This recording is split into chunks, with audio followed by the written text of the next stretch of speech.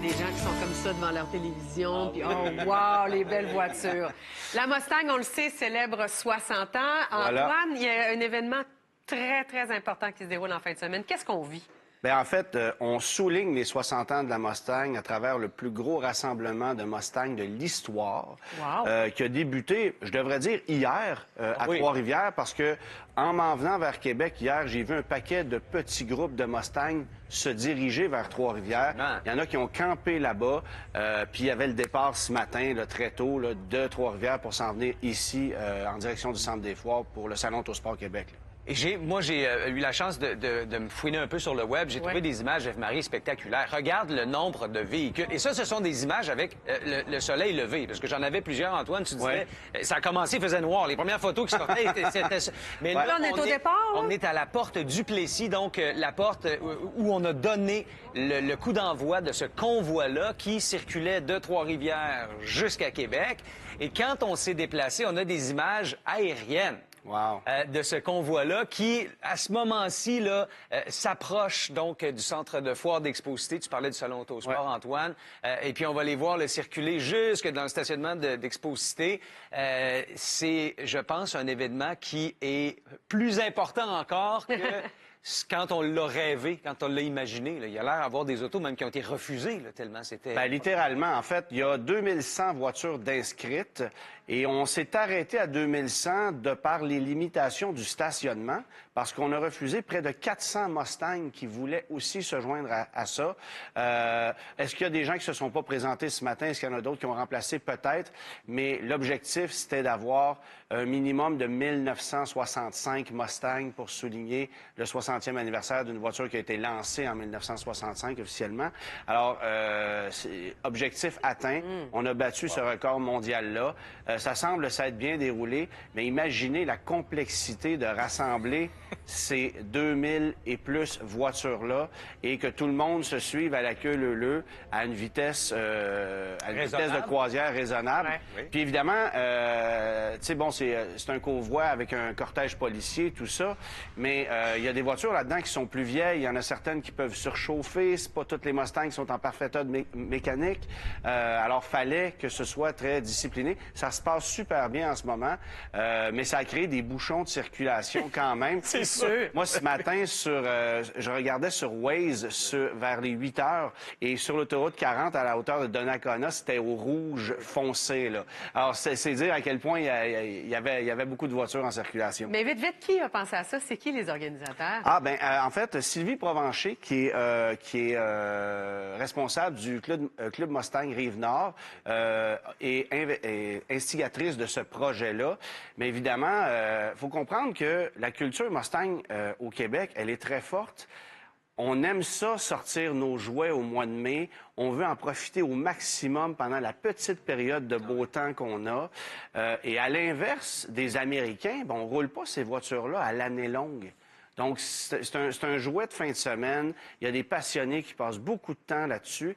Et c'est probablement le modèle de voiture le plus rassembleur parce que, oui, à l'extrême, tu as des modèles qui sont super performants, qui sont hors de prix, qui sont des modèles de collection. Mais tu peux aussi avoir une Mustang que tu vas trouver pour un prix très raisonnable, usagé. À 10 000 tu peux trouver une Mustang.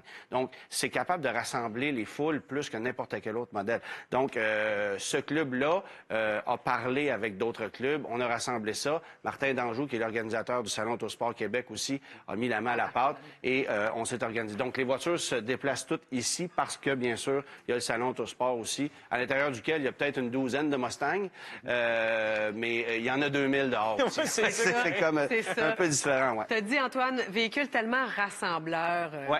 Fais-nous l'histoire de la Mustang. Ça a été lancé officiellement en avril 64, la Ford Mustang.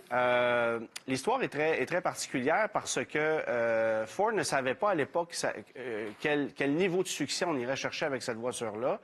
Et la première Mustang de l'histoire vendue officiellement, c'est un Canadien qui a mis la main sur cette voiture-là. Monsieur Stanley Tucker, qui est un pilote de ligne de la Nouvelle-Écosse. Et on s'est rendu compte quelques mois après chez Ford que cette voiture-là avait été vendue à un Canadien, ce qui évidemment était une insulte pour les Américains. Alors on a tout fait pour racheter la voiture sans succès. Et lorsqu'on a fabriqué la millionième Mustang, bien là on a convaincu M. Tucker de revendre sa première Mustang en échange de la millionième qu'on allait donner. J'ai des frissons. Et donc, se sont succédés les modèles. Hey, mon Dieu, oui. Oh, oui, vraiment. Ben oui. Puis là, vous avez vu la Shelby GT500 1967 avec un... Éléonore. Oui, la Éléonore qui est inspirée de ça. La Éléonore, c'est pas, contrairement à ce que bien des gens pensent, c'est pas un modèle de Mustang. C'est un surnom. C'est un surnom d'une voiture film, qui a été modifiée pour le film Gone in 60 Seconds. Avec le beau Nicolas Cage, là. Tu te souviens, il volait des autos, le méchant, avec Angelina Jolie. Là. Mais il y a eu un film original dans les années 70, exactement. Bon, évidemment, après l'effet muscle car dans les années 70, en 74 à 78, la Mustang est devenue une voiture qui faisait vraiment, vraiment pitié. Vous voyez à l'écran M. Stanley Tucker avec sa première Mustang. Les années 70, 74-78, ça a été les années pauvres de la Mustang. On aimerait ça l'oublier. Essentiellement, c'était une Ford Pinto avec une ligne un peu différente. Là, ça faisait vraiment... Puis en 79, lorsqu'on a relancé la Mustang, l'engouement est revenu. Génération 79 jusqu'à 93, modèle qui était très populaire. Après ça, 94-2004. Ça, c'est une Fox Body de 1987, qui est un modèle qui gagne beaucoup en valeur en ce moment. Oui, bien c'est... puis ça, c'est les 5.0, là. Oui, c'est ça. Roll-in. Vous vous souvenez de... Vanilla Ice. Vanilla Ice, Roll-in and My 5.0, c'était ça. C'est exactement. Exactement. Fin 80, début 90. Hein. Voilà. Et puis bon, ben... Là, on regarde vers l'électrique ou pas? L'électrique existe dans le Mustang Mach-E, mais les amateurs de Mustang ne considèrent pas le Mach-E comme une Mustang. D'ailleurs, c'est un véhicule qui a été refusé dans le convoi d'aujourd'hui. Donc, ça fait pas l'affaire de tout le monde, mais ça, c'est opinion partagée. Et là, cette année, évidemment, on a redessiné pour 2024 la Mustang et on lance cette année aussi une édition 60e anniversaire basée sur le modèle GT Premium. Donc, vous la voyez à l'écran, édition 60e anniversaire, ça a quand même 480 chevaux. C'est une très, très belle voiture, mais il y en aura seulement que 1965 de fabriqués. Et environ 10 de ce nombre seront vendus au Canada. Donc, mon commentaire ne s'applique pas à celle-là, mais Ève-Marie, il faut bien comprendre aussi que, puis Antoine le disait, c'est une auto populaire parce que c'est pas une auto qui est très chère. Tu sais, tu disais c'est abordable. C'est le rêve de retraite de bien du monde. C'est le rêve de la troisième auto qu'on sort une fois de temps en temps. Puis c'est tellement pur sang, c'est tellement pur que ça reste. Le bruit, là. Un peu. Un peu. Accessoirement. Alors, le record est battu. Le record est battu. Le record est battu. Les gens peuvent évidemment se déplacer pour venir voir toutes ces Mustangs-là. Il y a une exposition extérieure aussi. Il faut trouver du stationnement, par exemple, c'est moins. Oui, ça commence à être un peu plus complexe. Ça, c'est le défi, là. Transport en commun pour venir voir la Mustang. Ben oui, pourquoi pas? Oui, exactement. Fait que...